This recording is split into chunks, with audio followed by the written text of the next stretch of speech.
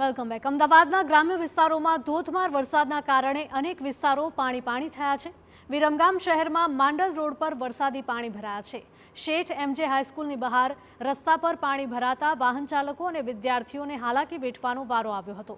તો વિદ્યાર્થીઓ વરસાદી પાણીમાં ચાલવા મજબૂર બન્યા હતા। વિરમગામ નગરપાલિકાની પ્રી મોન્સૂન કામગીરી સામે પણ સવાલો ઉઠી રહ્યા છે।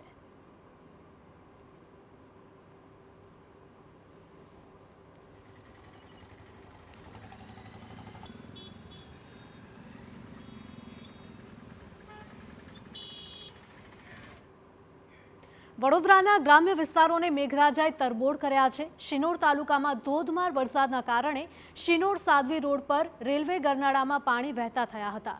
ગરનાળામાં નદીની જેમ પાણીનો ધસમસતો પ્રવાહ વહી રહ્યો છે। ગરનાળામાં પાણી વહેતા થતાં વાહન વ્યવહાર ઠપ થયો છે। ગરનાળામાં પાણી ભરાતા વાહન ચાલકો 8 થી 10 કિલોમીટર ફરીને જવા માટે મજબૂર બન્યા છે।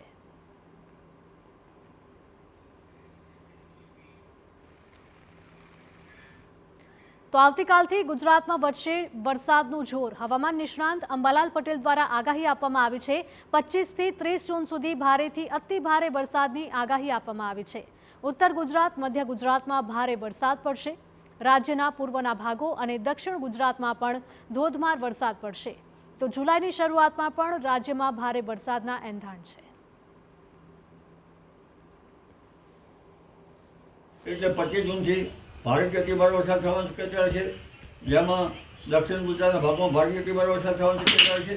આ ઉપરાંત ઉત્તર ગુજરાત, મધ્ય ગુજરાત, પૂર્વ ગુજરાત, કચ્છના વગેરે ભાગોમાં પણ વરસાદ થશે અને લગભગ 26મી જૂનથી ફરી એક બંગાળ ઉપસાગરમાં સિસ્ટમ બને છે, જેના લીધે 30મી જૂન સુધીમાં રાજ્યના ઘણા ભાગોમાં ભારે અતિભારે વરસાદ થવાની શક્યતા છે। હવામાન નિષ્ણાંત અંબાલાલ પટેલના જણાવ્યા અનુસાર જુલાઈમાં પણ ગુજરાતના વિવિધ જિલ્લામાં ધોધમાર વરસાદ ખાબકી શકે છે। 1 થી 3 જુલાઈ દરમિયાન ગુજરાતમાં ધોધમાર વરસાદની આગાહી આપવામાં આવી છે। દક્ષિણ ગુજરાત અને દક્ષિણ સૌરાષ્ટ્રના ભાગોમાં ભારેથી અતિ ભારે વરસાદની શક્યતા સેવાઈ રહી છે। તો નીચાણવાળા વિસ્તારોમાં જળબંબાકારની સ્થિતિ પણ સર્જાઈ શકે